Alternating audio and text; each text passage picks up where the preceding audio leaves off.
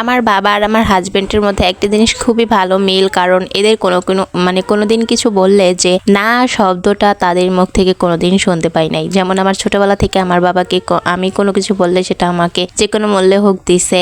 আর এখন আমার হাজবেন্ডের কাছে একটা জিনিস কি, কোনো কিছু আবদার বা কোনো কিছু প্রয়োজন যদি বলি যেটা প্রয়োজন, তাহলে কোনোদিন না শব্দটা বলে নাই। হয়তো আরও লিস্ট করে রাখে যে এটার পর এটা করব, এটার পর এটা করব। এখন সব থেকে বড় কথা কি, যাদের মন থাকে তাদের সামর্থ্যটা একটু কম থাকে, আর যাদের সামর্থ্য থাকে তাদের মনটা এত ছোট থাকে সেটা বলার বাহিরে। তবে যাই হোক, আমরা যারা মধ্যবিত্ত তাদের একটা জিনিস কি, কোনো কিছুর পূর্ণতা খুবই ভালো একটা তৃপ্তি দেয়, আর তখন শান্তিটা অনেক বেশি পাওয়া যায়।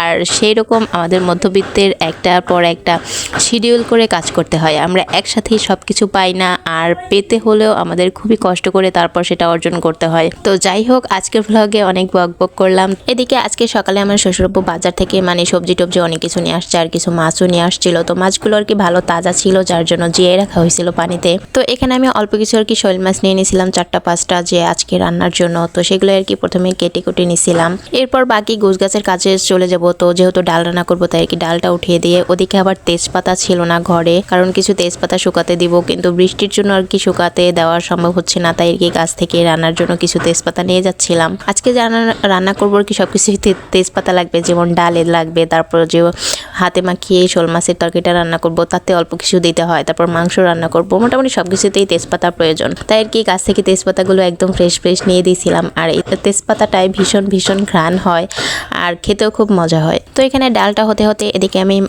মাছ দিয়ে আলু দিয়ে তরকারিটা মাখিয়ে রাখতেছি। আর একটা বিষয়, এখানে শুকনা মরিচ দিতে পারতেছি না, কারণ ঝালটা নিয়ে আমাদের ফ্যামিলিতে খুবই একটা কন্ট্রোভার্সি হয়ে থাকে।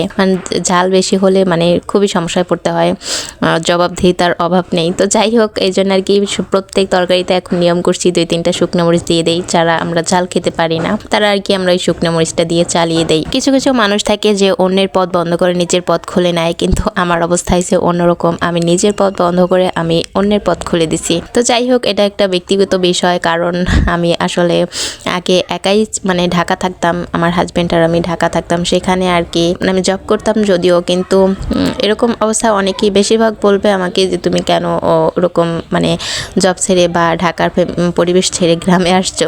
তো যাই হোক, এটা আমার মাথার ভূত, এটা অন্য কারোর দোষ বা অন্য কারোর কিছুই না। যদিও আমার বর কখনোই আসতে চায় নাই, আমার জন্যই আমার বর, আমি সবাই এখন গ্রামে। তো এটা আসলে আমাদের ভাগ্যের উপর নির্ভর করে যে কে কোথায় থাকবে, কিভাবে থাকবে, সম্পূর্ণই আল্লাহর উপর আমি ভরসা করি। তো যাই হোক, যেভাবে আছি আলহামদুলিল্লাহ, খারাপ নেই, এটাই শুকরিয়া আদায় করা উচিত। যদিও পরিবেশের একটু পার্থক্য থাকে, একটু ব্যবধান থাকে, সেটা আর কি মানিয়ে নিতে হয়। তো যাই হোক, এখানে তরকারিটা ডাল তারপর মাংসের তরকারি হয়ে গেছে, আর আমি ভাতটা উঠিয়ে দিছি। তো আজকে ভাতটা উঠিয়ে দিয়ে তারপরে আর কি যে আলু মাখার তরকারিটা, ওটা আর কি একদম নিভু জালে দিয়ে রাখবো। আর নিভু জালে দিয়ে তারপর আমি বাকি যে কাজ বাজ ধরেন আমাদের ট্যাপ থেকে পানি উঠাতে হয়, তারপর জগ টক সবকিছু ভরাটারা ওই সময়ের মধ্যে করে ফেলছি। এক প্রকার আমি গোসলটাও সেরে ফেলছি এই ভাপাটা হতে হতে।